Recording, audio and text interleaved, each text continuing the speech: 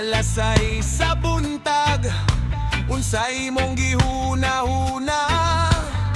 Libro bang ginakupot o cellphone nga walay pulos na? Mga ginikanan na gantos, nagtrabaho adlaw gabi, pero ikaw sige ragtambay, walay plano sa kaugmaon diri. Naakay damo nga dako pero walay lihok nga tinod, puro sa adugma na lang hangtod na himong binuang. Ang panahon kilihulaton, kusog kaayo mo dagan, kung sige kaglingkod lang unsaon paglamo sa kinabuhiman. Tanawa ang orasan, nagpadayon ng kalibutan, unsay mong desisyon tubaga karon? Ay estudyante ka ba o estambay?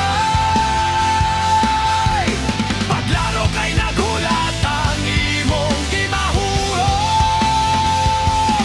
Ay estudyante ka ba o estambay? Ayaw pasagdi ang oportunidad nga moagad. Bongo liho, ayaw sige tago sa kahadlok.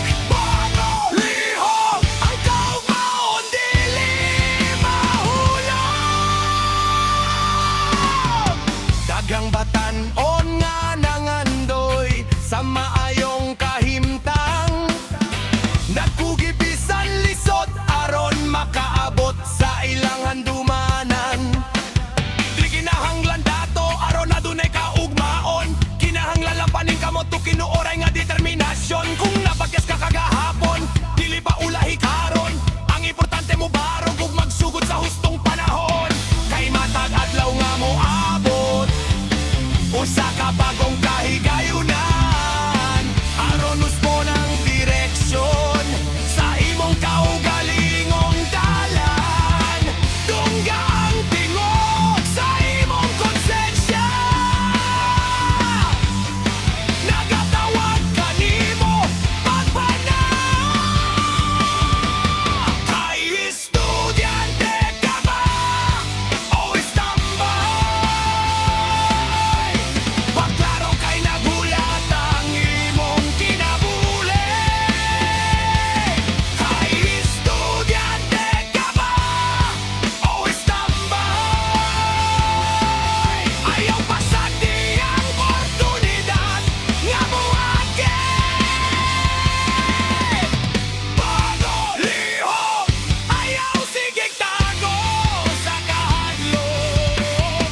Bago lihok, ang kaugmaon dili mahulog.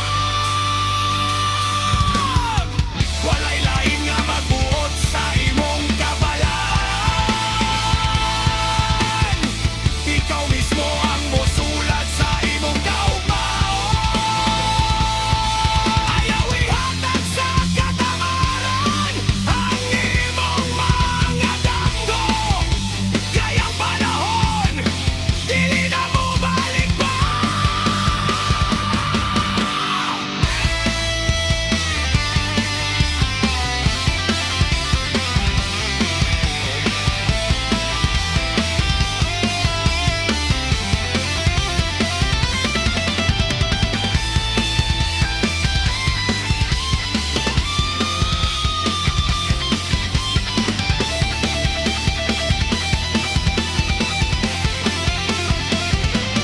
Ay estudyante ka ba o estambay?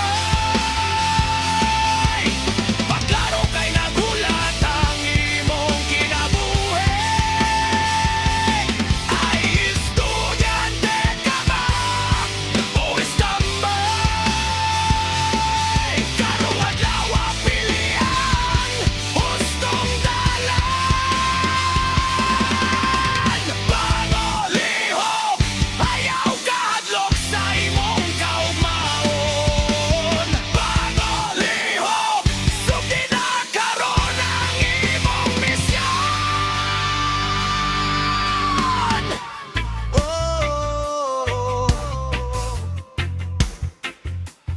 Paglaro